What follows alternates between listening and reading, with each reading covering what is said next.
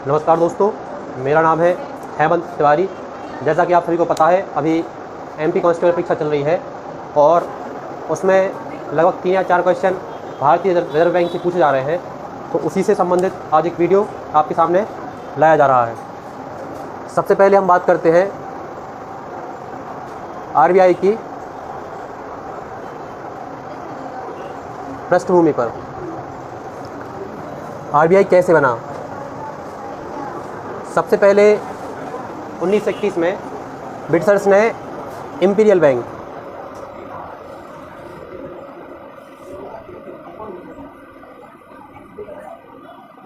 का गठन किया। इसका काम था मुद्रा का निर्गमन और नियंत्रण। जो ब्रिटिश भारत के नोट थे, सिक्के थे, जो भी मुद्रा उस टाइम पे चलती थी, उसको कंट्रोल करने के लिए ये बैंक बनाया गया था। लेकिन फिर से 1926 में एक नई कमेटी गठित हुई जिसका नाम था हिल्टन यंग समिति। इस समिति ने सिफारिश की कि एक केंद्रीय बैंक या एक ऐसा बैंक होना चाहिए तो पूरे देश में, ये कुछ प्रांतों के लिए बस था उस टाइम पे। 1926 में हिल्टन यंग ने कहा कि एक आप केंद्रीय बैंक बनाइए पूरे देश के लिए या पूरे ब्रिटिश भारत के लिए। इसकी सिफारिश को स्वीकार करके 1935 में 1 अप्रैल 1935 को आरबीआई का गठन किया गया।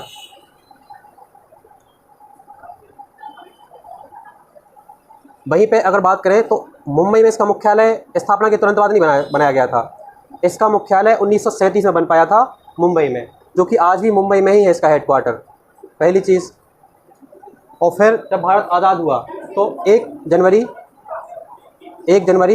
1949 को आरबीआई का राष्ट्रीयकरण कर दिया गया। देखिए, राष्ट्रीयकरण से मतलब होता है जब भी जो भी चीज़ राष्ट्रीयकृत हो जाती है उस पर पूरा नियंत्रण सरकार का होता है। बहुत सारी चीज़ें, जैसे इंदिरा गांधी ने बैंकों का राष्ट्रीयकरण किया था तो सारे के सारे बैंक सरकार के अंडर में आ गए थे। राष्ट्रीयकरण से पहले सारे के सारे बैंक प्राइवेट थे। तो वो चीज़, ये आरबीआई की पृष्ठभूमि के बाद अब अपन बात करते हैं आरबीआई की संरचना के बारे में। आरबीआई की संरचना,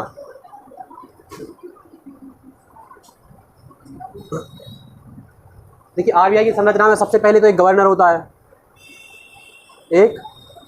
है। वर्तमान में गवर्नर आपके शक्तिकांत दास है।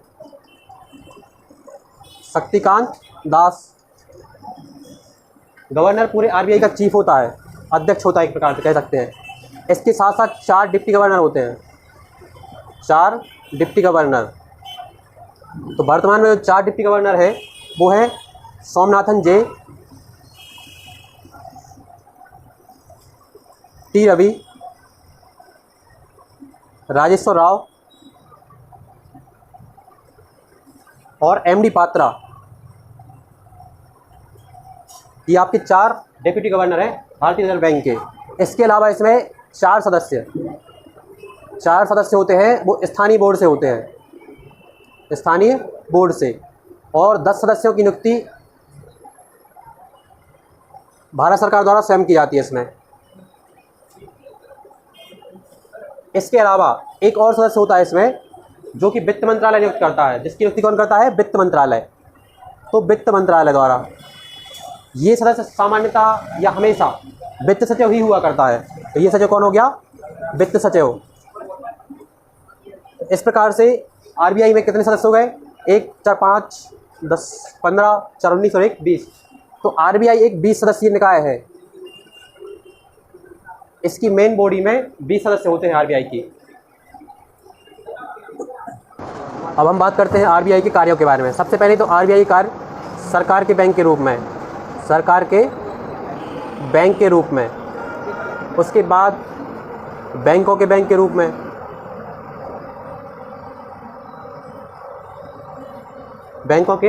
रूप में, उसके बाद जो आरबीआई के प्रोत्साहन मूलक या फिर विकास कार्यों में आरबीआई की क्या भूमिका रहती है उसके बारे में बात करेंगे।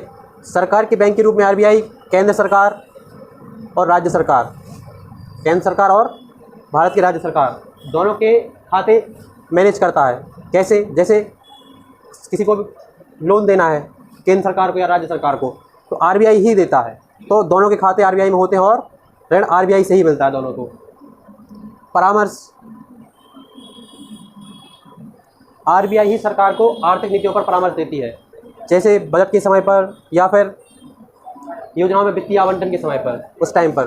बैंकों के बैंक के रूप में आरबीआई का कार्य क्या है? बैंकों का जो आपसी लेन देन है, इसमें ऐसा होता है कि किसी बैंक के पास, suppose central bank of India है, इसके पास मुद्रा की कमी हो जाए, तो ये आप अपने आसपास से किसी स्टेट बैंक से कुछ टाइम के लिए लगभग 24 घंटे के लिए पैसे ले ले, तो इसका नियमन, इसकी रेट, इस पर क्या इंटरेस्ट रहेगा, ये सारा नियमन आरबीआई ही करता है। इसका भी आरबीआई एक CRR, कैश रिजर्व रेशियो, नकद आरक्षित अनुपात, ये मेंटेन करके रखता है हर बैंक के लिए। लगभग एक फिक्स पैसा होता है जो आरबीआई के पास बैंकों को जमा करना होता है, ताकि अगर बैंक डूब जाता है किसी भी सूरत में, तो जो खाता धारक है बैंक के, उनको लगभग 5 लाख के आसपास रुपए वापस किए जा सके। तो ये CRR मेंटेन करता है। और आरबीआई NBFC,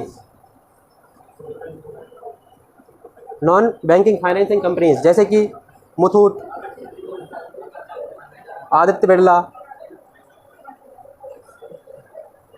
ऐसी कंपनीज जो कि बैंक नहीं है लेकिन इनके कार्य बैंकों के समान ही हैं, तो आरबीआई इनका भी नियमन करता है कि ये कैसे काम करेंगे, कितना इनका इंटरेस्ट रहेगा, किसको ब्याज दे सकते हैं। ये चीज़ आरबीआई के जो विकासमूलक कार्य है या प्रोत्साहनमूलक कार्य हैं, इनमें आरबीआई सबसे पहले तो आर्थिक विकास को प्रोत्साहन देता है।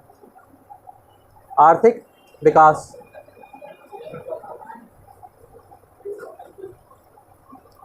आरबीआई ही भारत में औद्योगिक और कृषि दोनों के लिए ऋण प्रदान करवाता है, क्योंकि इन्हीं दोनों से देश का विकास हो सकता है। इसके साथ साथ आरबीआई विदेशी मुद्रा भंडार,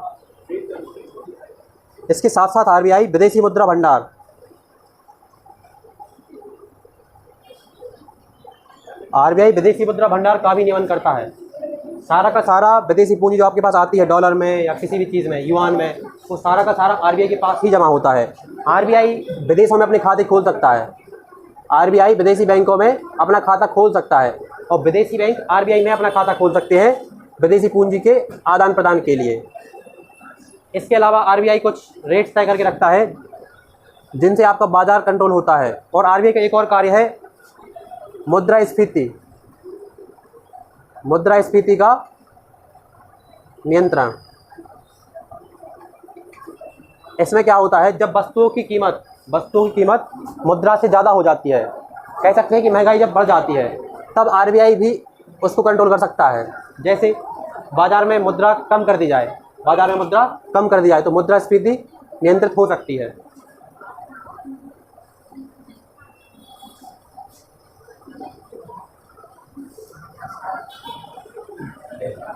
इसके अलावा कुछ महत्वपूर्ण रेट्स हैं जो आरबीआई से पूछी जा सकती हैं।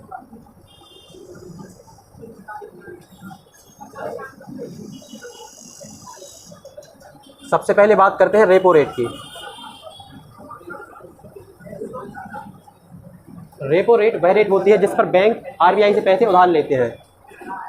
तो ये आज के टाइम में कितनी है, क्वेश्चन यही बन सकता है कि वर्तमान में रेपो की दर क्या है। वर्तमान में रेपो की दर 6.50% है। इसके अलावा इसी का एक उल्टा रिवर्स रेपो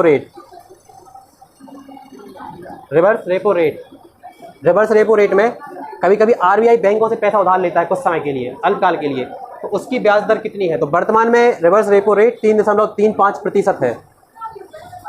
इसके अतिरिक्त आरबीआई और भी कई बहुत सारी रेट्स डिसाइड करता है, जिनमें से एक है MSF, मार्जिनल स्टैंडर्ड फैसिलिटी, जो कि वर्तमान में कितनी है, MSF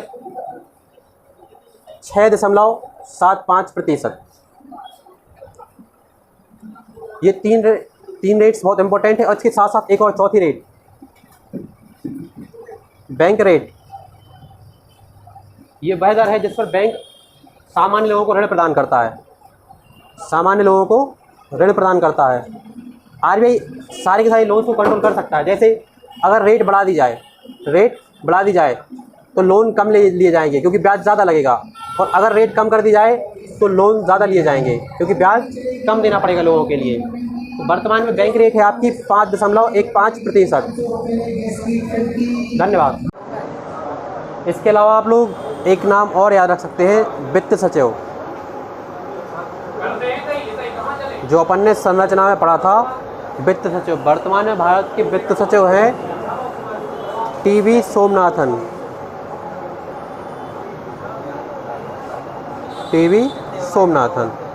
तो ये कुछ महत्वपूर्ण फैक्ट्स थे जो आपको बता दिए हमने। इसके अलावा जिस भी टॉपिक पे आप लोग चाहें कमेंट बॉक्स में लिख दीजिएगा, कोशिश करेंगे उस पर अगला वीडियो बनाया जा सके। Thank you so much.